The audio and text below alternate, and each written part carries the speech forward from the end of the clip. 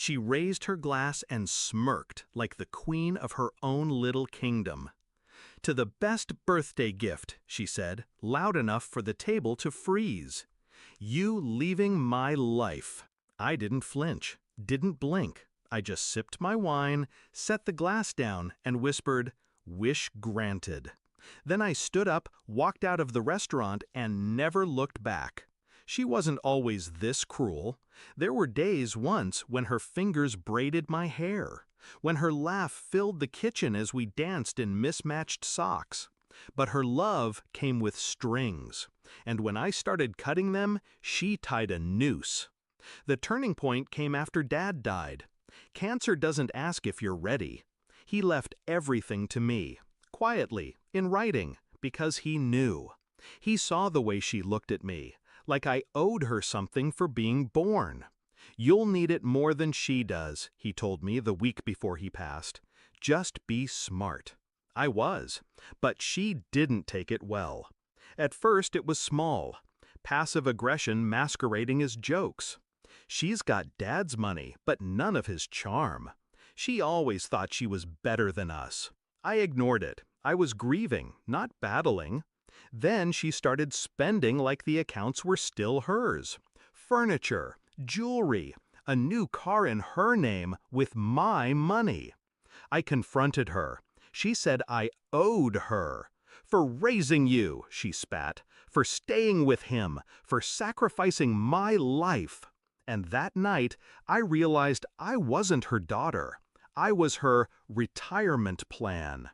I let her believe she was in control, that I was weak, trapped.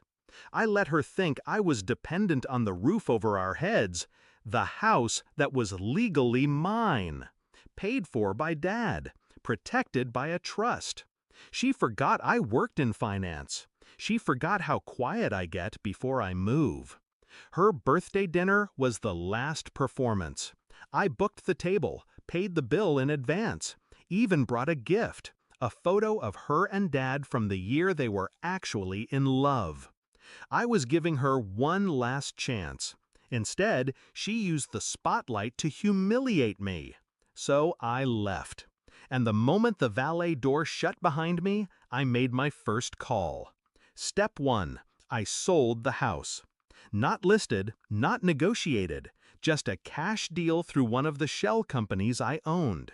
She came home 2 days later to a sold sign and a letter on the door. "You have 48 hours to vacate. No exceptions." Step 2, I froze all shared accounts. Bank, credit, utilities, everything linked to my trust or Dad's estate. Her card declined 3 times before she called me, screaming. I let it ring, then blocked her. A week later, my phone buzzed. A voicemail from a friend of hers.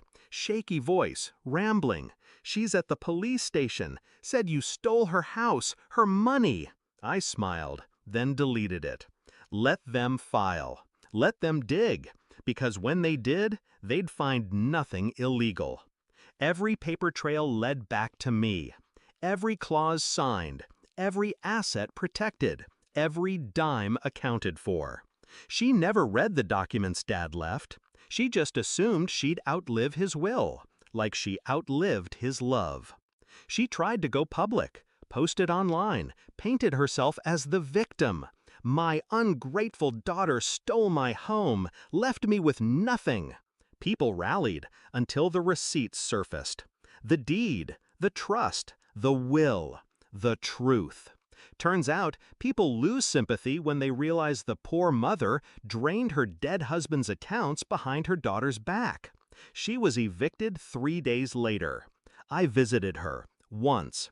Not out of pity, for closure.